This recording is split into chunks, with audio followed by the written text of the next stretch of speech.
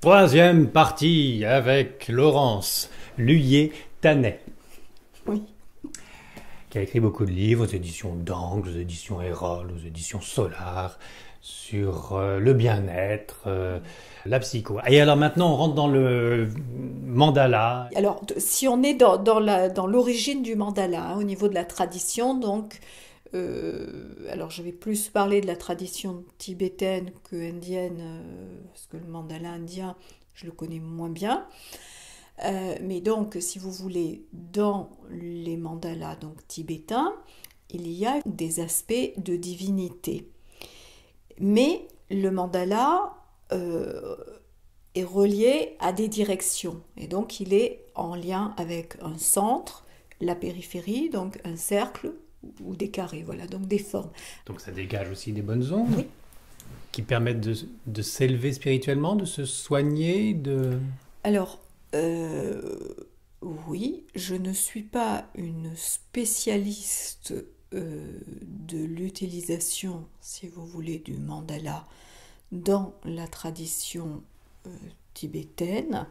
Je le connais un peu, mais lorsque j'ai écrit moi mes livres, si vous voulez, dans le premier livre, donc Mandala, fil de vie vers son expression créatrice, Je le montre. donc j'explique, Édition d'Angle. voilà, aux éditions d'Angle, j'explique la base de cette tradition en renvoyant le lecteur à des ouvrages très très spécifiques avec des gens hyper pointus là-dedans pour les personnes qui veulent faire ça.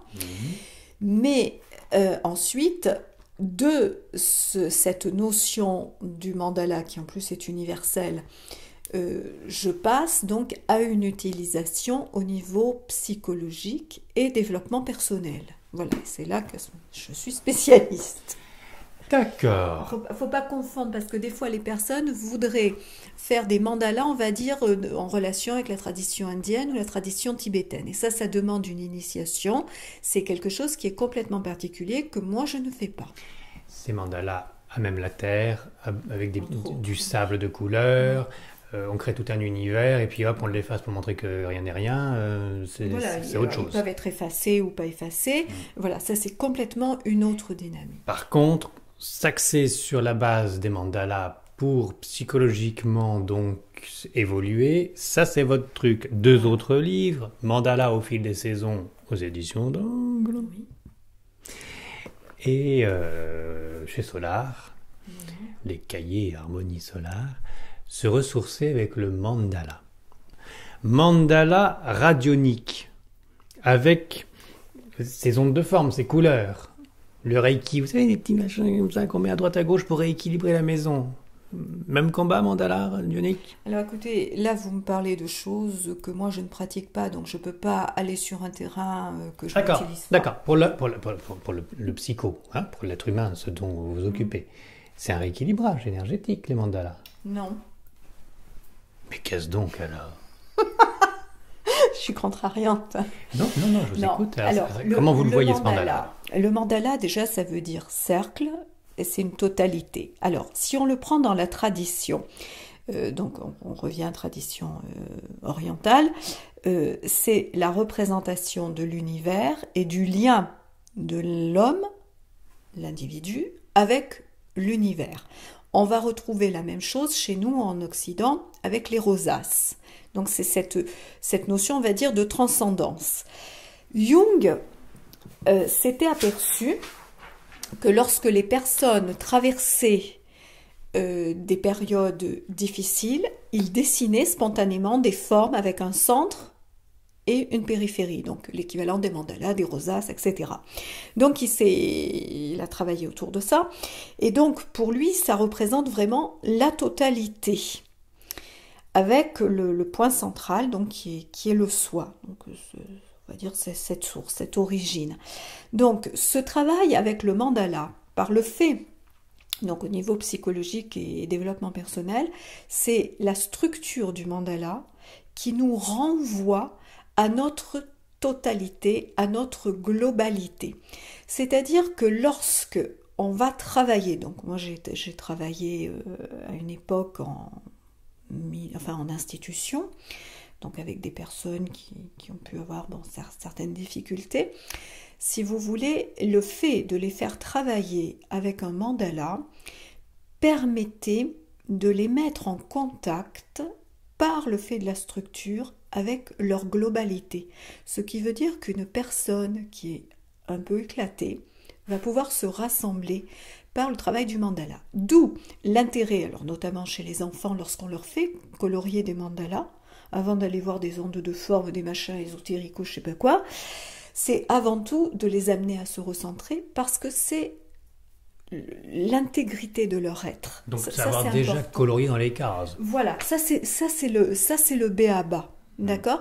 Et ça, c'est pas seulement pour les enfants, mais aussi pour les adultes. C'est-à-dire qu'il va y avoir déjà un moment pour soi, un moment de recentrage, et qui, au niveau structurel, nous renvoie à une intégrité qui nous rassemble. Voilà, donc ça, c'est le point de départ. Oui, mais pas forcément un cercle. On peut aussi avoir, si vous voulez, un mandala carré, un mandala octogonal. Mais c'est souvent répétitif. Oui, alors c'est-à-dire que les dessins, il y a toujours la notion de centre et de périphérie, quelle que soit la forme de la périphérie. En revanche, dedans, il y a une notion de, on va dire, d'équilibre, donc de choses qui peuvent être, oui, comme vous dites, répétitives, mais plus si on est sur des formes géométriques, parce qu'on peut être sur du figuratif, et il peut y avoir, moi à une époque j'ai créé des mandalas avec des chats. Il y a des planches, je ne sais plus dans quel livre il y a les planches, dans tous les livres d'ailleurs. Dans les trois, oui. Voilà, les éditeurs m'ont demandé donc qu'il y ait des planches, donc dans les deux livres chez Dangle, je vais y arriver. Ce sont donc tous des mandalas, donc je vais montrer. Celui-ci, par exemple, avec les chats, je le cherche. Alors, je ne sais pas si on le voit bien à la caméra. Je vais le montrer, voilà, donc je l'avais créé, j'aime bien les chats.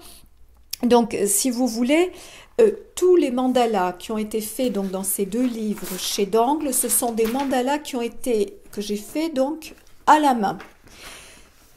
Avec le compas. Le calque aussi pour reproduire pour d'autres mandalas. J'ai vu un mandala avec des ananas, c'était drôle aussi ça. Non, ça c'est autre chose, je vais vous expliquer. Donc, c'est mes deux premiers livres, donc chez Dangle, les mandalas ont été faits à la main, d'où, donc ça c'était bien spécifié pour bien expliquer aux personnes qu'on peut faire ces mandalas soi-même et qu'on n'a pas besoin de savoir dessiner. Voilà, alors c'est vrai que moi je manie pas trop mal le compas, donc il y a eu des mandalas qui étaient assez sympas. Oh mais même le crayon, c'est très très bien dessiné. Non, parce que moi je sais pas, c'est pas trop mon truc. Mais bon, donc ces mandalas ont été faits, puis il y a un livre, sur le deuxième aussi, mandala au fil des saisons, j'ai aussi une de mes élèves qui a participé. Donc ils ont été faits spécifiquement à la main pour montrer aussi que comme ça représente aussi notre totalité, c'est pas parfait. Vous voyez ? Alors que la différence avec des mandalas qui sont faits par des outils graphiques, on a un trait qui est absolument parfait. Nickel, voilà. Bon, donc après ça, ce sont aussi des choix d'éditeurs. Mais moi, pour ces deux premiers livres, c'est vrai que nous étions d'accord là-dessus, que ça soit fait vraiment à la main. Et donc, il y a une petite imperfection pour donner plus de vie ? Voilà, parce que d'abord, je ne suis pas dessinatrice, parce que la plupart des personnes qui vont utiliser les mandalas ne sont pas des dessinateurs, n'auront pas des logiciels de dessin. Et voilà, ça c'est fondamental. Vous travaillez sur les mandalas depuis 1994 ? Oui, parce que moi j'avais connu pour le développement personnel. Le mandala d'abord à l'école de yoga. Ah oui. Voilà, lors de la formation avec une amie qui les pratiquait. Donc j'avais commencé comme ça. Et puis ensuite, donc je l'ai découvert un petit peu plus donc en formation jungienne où on a une partie de formation là-dessus. Et ensuite, donc, j'ai continué moi mes propres recherches. En peignant moi-même. D'accord. Voilà. Alors, ces mandalas, c'est une certaine forme de travail, mais c'est juste un angle parce que c'est plus que ça les mandalas, hein. Si on extrapole un petit peu, si on sort de vos 3 livres, voilà, il y a aussi le mandala religieux, tibétain. Là, c'est pour du développement personnel, mais voilà, c'est beaucoup plus large que ça. Le mandala en général. Ce que j'expliquais tout à l'heure, au départ, c'est dans les traditions, donc surtout au niveau des traditions orientales, on les connaît, mais la forme du mandala, c'est-à-dire cette structure organisée autour d'un centre de façon harmonieuse et équilibrée, on la trouve partout dans l'univers. Le système solaire est un mandala, une fleur, le centre avec les pétales, c'est un mandala. Donc on va retrouver cette dynamique partout. On peut mettre un point et un centre Absolument. partout. Vous savez, si je mets 2 points, ça fait une ligne droite aussi. Mais là, on n'est plus dans le mandala. Bon, enfin, là, encore une fois, renseignez-vous sur Internet, vous allez voir mandala. On fait mandala sur le moteur de recherche habituel. On clique sur image, il y a des splendeurs, des choses par ordinateur ou non. Qui sont aussi pour plus des méditations. Oui. Voilà, voyager. Ça, c'est des choses différentes. Avec je reviens sur les ondes de forme et la couleur. Voilà, on comprend bien qu'il y a aussi une force d'onde de forme dans certains mandalas. Je ne peux pas vous répondre là-dessus mais parce que ce n'est pas ce n'est pas mon orientation. Moi, c'est l'accompagnement des personnes avec le mandala par rapport donc à cette structure et de voir comment les personnes vont résoudre des problèmes, vont transformer des problématiques avec ce travail du support du mandala. Alors, vous voyez ce que je viens de vous montrer là quand même. Là, accompagné d'une certaine manière. C'est-à-dire accompagné avec vous. Voilà, c'est-à-dire que si vous voulez, donc moi je propose dans mes livres différents exercices, donc qui sont une partie du travail que je fais, parce que j'anime donc des ateliers de travail sur le mandala. C'est-à-dire que il s'agit pas simplement de se mettre à colorier et puis voilà, c'est pas magique, d'accord? Il y a une manière qui est automatique, toujours... vous voulez dire? Oui, c'est ni automatique ni magique. Je redis bien le terme magique. Donc il faut qu'il y ait votre présence, il y a un accompagnement, il y a un accompagnement parce que après il y a on va dire une lecture du mandala avec la personne où je l'accompagne par rapport à ce qui se passe. Et ensuite, elle voit dans le temps des choses qui vont bouger. Mais ça permet vraiment, on est encore dans cette notion de centrage et de retour à soi. C'est-à-dire que les personnes vont voir des choses qui vont bouger à partir du mandala. C'est vrai que quand elles vont sortir de leur séance de mandala, elles vont se dire oui, bon, ben voilà, j'ai colorié, il n'y a rien de merveilleux qui s'est passé. Parce que c'est pas vous êtes brun, vous repartez pas blond. C'est pas tac. C'est un processus intérieur. C'est-à-dire que si vous voulez, moi, au niveau du mandala, effectivement, j'ai une approche jungienne, mais j'ai aussi mon approche personnelle qui est une approche énergétique. Et je m'appuie là-dessus. Et c'est là-dessus que je fais mon accompagnement. Quand même, bon, on va pas me dire, ce que je montrais tout à l'heure, que ça dégage pas de l'énergie non plus. Oui, mais c'est pas une histoire du mandala qui dégage de l'énergie, c'est notre propre énergie aux différents niveaux, et en particulier dans ce cadre-là psychique, qui est posée, et que ce processus qui est là, si vous voulez, le mandala qu'on va faire, c'est la représentation de notre monde intérieur qu'on va poser. Parce que c'est difficile de prendre une photo de ce que l'on est intérieurement. D'accord. Et ces personnes qui vous suivent en stage ou en séminaire choisissent elles-mêmes les couleurs? Ah oui. Et oui, donc après on interprète. Alors, ce n'est pas une interprétation que je fais parce que interpréter quelque chose, c'est... Pas contrariante du tout. Non, pas contrariante. Pas contrariante du tout. Rectifiante, c'est pas pareil. Toutes mes questions sont à côté. C'est très bien, j'apprends grâce à vous. J'ai 0 toute la ligne. Non, le mandala est en rond ou carré, on n'est pas sur la ligne, donc tout va bien. Paf, prends-en un de plus. Donc, alors voilà. Les couleurs, on n'interprète pas les couleurs. On n'interprète pas. Pourquoi? Parce que il n'est pas question de figer la personne. C'est pour ça que j'insiste bien sur le mot processus. C'est-à-dire, c'est une dynamique intérieure que l'on accompagne. Et ce que j'explique dans mes livres, c'est que parfois, il faut plusieurs mandalas pour arriver au bout d'un processus. Et moi, je me suis aperçue souvent que 3-4 mandalas pour arriver au bout d'un processus. Puis après, c'est un peu comme, voilà, on fait une spirale et on arrive au bout. Et après, tac, on reprend avec, voilà. D'accord. Et les mandalas, les schémas de mandalas sont choisis par les personnes. Voilà. Ah, ça me plaît, je prends. J'ai mon catalogue avec pas mal de mandalas. Et que ce soit avec des chats ou que ce soit avec des ananas. Voilà, que ce soit avec... chacun est libre de prendre quelque chose de figuratif ou pas. D'accord, voilà. Compris. Alors, Laurence Liétané, aux éditions d'Angle, il y a aussi le mandala au fil des saisons. Quelle association pour le développement personnel? Alors, en faisant cours. Voilà, oui. Donc, c'est-à-dire que là, j'ai proposé un travail de traversée de l'ombre, donc au sens jungien du terme, donc en associant la symbolique des saisons, notamment à la lumière du christianisme. Ça me plaît, ça. D'un coup, ça me réveille. Le christianisme, voilà. qu'est-ce que c'est? C'est-à-dire que j'ai fait un lien entre les saisons et le christianisme. Non pas dans un dogmatisme, mais en m'appuyant justement sur les principales fêtes chrétiennes, en relation avec la course du soleil, qui représente donc la conscience. D'accord, mais enfin, les fêtes chrétiennes, elles ont récupéré des fêtes païennes. Voilà. Voilà. Hein? Donc, si vous voulez, dans ce livre-là, c'est vraiment tout ce cheminement qui est là. Donc, il faudrait faire des mandalas à certaines périodes. Non, c'est pas de le faire à certaines périodes, c'est-à-dire que je parle donc des différents niveaux de conscience. Et je propose donc que tout est structuré. Bon, c'est assez...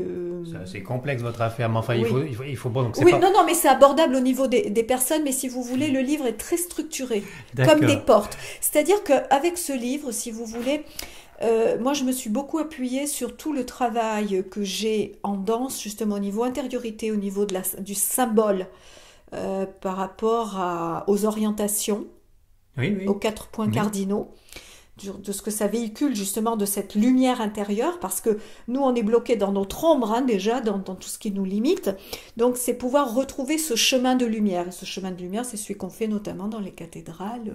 Et oui, les labyrinthes sur certains cathédrales.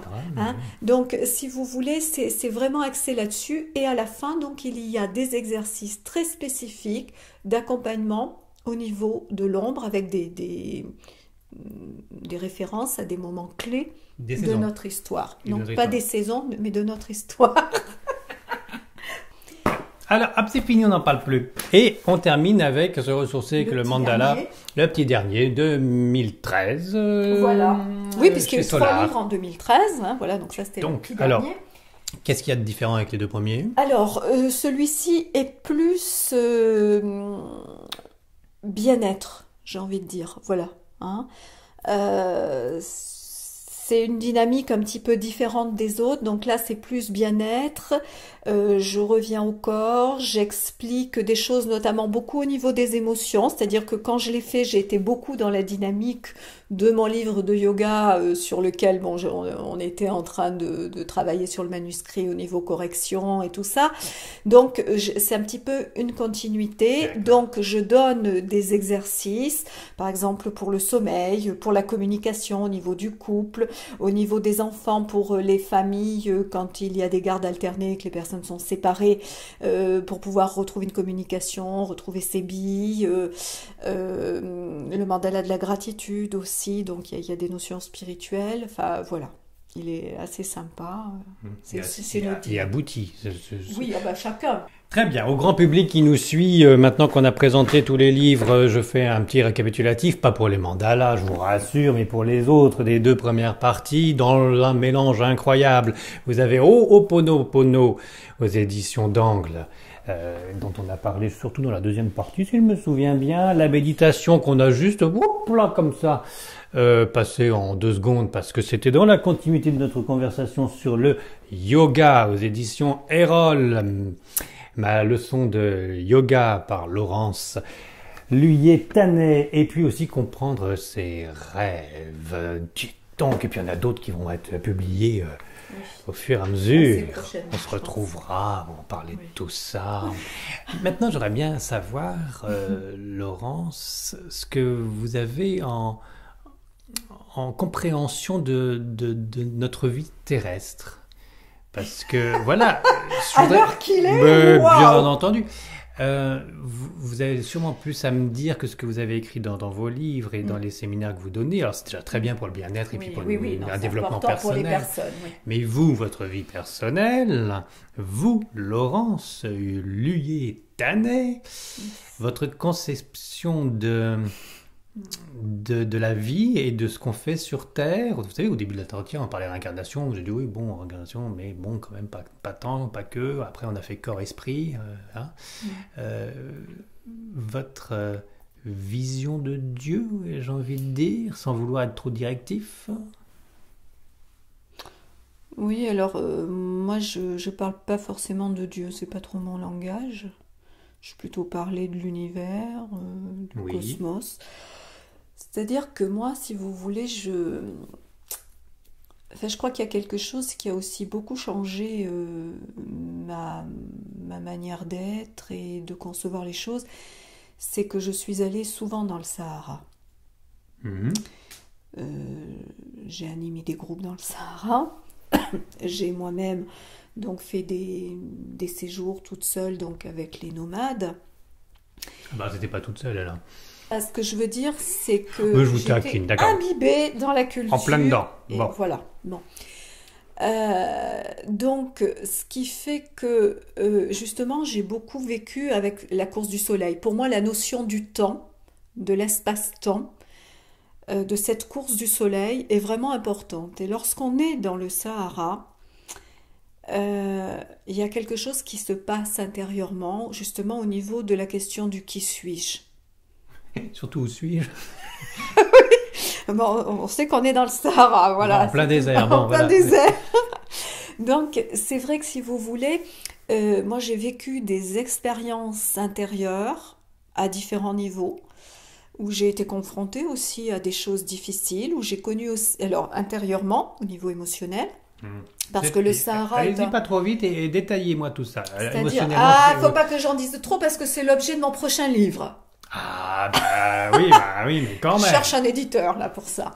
Voilà. Bon, vous êtes mis à pleurer devant tant de beauté ou il y a eu un désarroi complet en se sentant toute seule Non, ou... c'est-à-dire, c'est si quoi? vous voulez, dans le Sahara, c'est un catalyseur de votre monde intérieur. On se retrouve face à soi-même. Absolument. Bon. Et on peut pas tricher. Non. Voilà. Donc c'est vrai que vous avez tout ça qui est là, qui monte.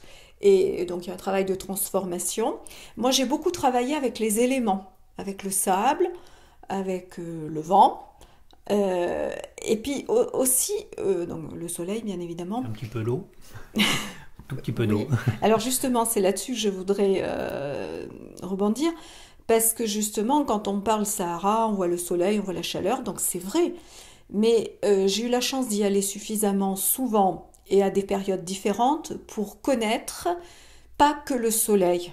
J'ai connu des orages dans le Sahara, j'ai connu des tempêtes De sable? terribles, où on ne se voit pas à 3-4 mètres, hein, c'est terrible. Et ça, je vous garantis que ça pose aussi beaucoup de questions, parce que là, on se sent vraiment minuscule. Donc, c'est vrai que ça a renvoyé à ça. Au relationnel, parce que là, on est nécessairement dans quelque chose de l'ordre de l'entraide, Ah de oui. l'échange, du regard de l'autre, parce que sinon, justement, vous disiez tout seul dans le Sahara, mais on n'est rien. On n'est rien sans l'autre. Voilà, donc là, on le comprend. Euh, et puis, ce que moi j'appelle de la négociation, c'est-à-dire au niveau du commerce, dans ce que les gens vont appeler marchandage. Alors, c'est pas ça, c'est un langage, hein, c'est une autre manière de communiquer. Échange, donc. Un commerce, oui. C'est-à-dire, il faut que ton cœur soit content et que le mien soit content. Voilà, alors que chez nous, on est... ouais, ça y est, je l'ai bien eu. Oh, Voilà. oh, croyez, non. Oh, vous exagérez quand même. Donc, au niveau donc, de votre question de Dieu, bah, c'est vrai que le Sahara, j'ai eu des expériences assez particulières au niveau de l'intériorité qui font que... voilà, enfin, moi je mets pas forcément le terme Dieu. Pour moi, ça passe avant tout par cette connexion avec, voilà, là-haut, un point, et notre verticalité est le corps. et on est en relation avec le monde environnant. Voilà. Et ça, pour moi, dans le Sahara, j'ai envie de dire, c'est un lieu où, indubitablement, ça se sent. De là en déduire que y a Mahomet, Jésus-Christ ou voilà, Dieu avec une longue barbe, non, ça Ah, ça n'a jamais été mon truc de toute Voilà, manière, donc d'accord. ça ne l'est pas plus. Mais de là à en déduire que la relation avec cette verticalité intense, pour rester dans l'abscon, serait un échange, c'est-à-dire que mon cœur est joyeux si ton cœur est joyeux.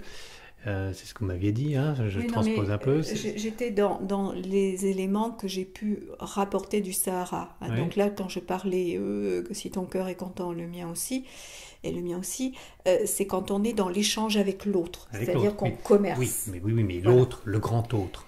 Alors, Est-ce qu'il a le même Je ne lui échange? achète pas un tapis au grand autre, Voilà, oui. voilà. Mais l'autre, Est-ce oui, qu'il y a le il y a un même échange échange avec le même- automatiquement. Ou est-ce que le grand autre donne simplement et il ne demande rien en retour? Je crois que l'autre, il nous demande, Le grand donc autre, le grand autre, hein, avec un majuscule, il nous dit vie. Oui, donc il donne. Voilà. Après, à nous de prendre ou de refuser. Et je crois que dans notre vie, on refuse souvent. Termine un entretien magnifique. Bon, on refuse souvent parce qu'on est aveugle et parce qu'on a, sait on a pas du recevoir. sable dans les yeux. On ne sait pas recevoir, peut-être. Bon, oui. Et c'est vrai qu'en plein Times Square à New York, on peut se trouver plus perdu et plus seul qu'en plein désert. Oui, voilà, c'est ce que je voulais dire, c'est que des fois, on peut être beaucoup plus entouré dans le désert qu'en ville. On peut être parfois aussi, des fois, plus en silence en ville, en silence j'entends intérieur, que dans le désert. Oui. Voilà, c'est pas le lieu. On n'écoute pas pareil. On n'écoute pas pareil et puis il peut monter des choses qui fait qu'on a beau être dans un environnement silencieux, on peut être face à notre tumulte intérieur.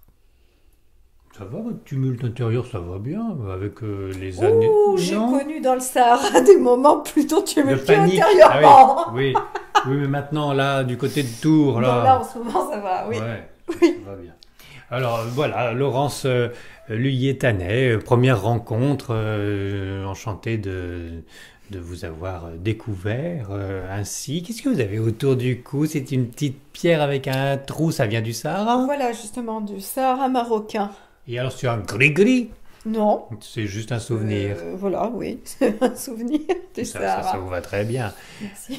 Merci donc, disais-je, Laurence, et puis à bientôt. On vous retrouve sur Internet, on vous retrouve en librairie. Sur mon site, voilà, laurencelhuillier-tanet.com. Il y a le lien juste en dessous. Et on vous retrouve à Paris et aux alentours de Tours pour les séminaires, stages. Et vous Les continuez. conférences, notamment en Suisse, très prochainement. Et d'une façon récurrente, donc dans toute la planète. Bon, Voilà, je fais pas encore Mars, mais ça va venir. merci beaucoup. À bientôt. Merci.